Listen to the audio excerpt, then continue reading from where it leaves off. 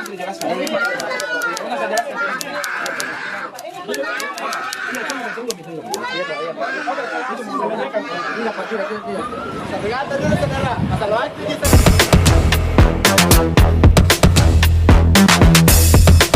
modusnya itu yang modus PLN. Jadi si pelaku ini masuk ke rumah seolah menutup pagar, menyampaikan dari pihak PLN dan tidak adanya jawaban dari pemilik rumah. Selanjutnya mereka masuk pagar, kemudian mereka melihat pintu yang terkunci, disiapkan linggis, langsung mereka bobol, mereka upayakan bisa masuk dalam rumah.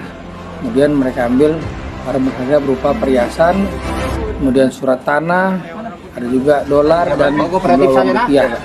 Kerugian 8 juta.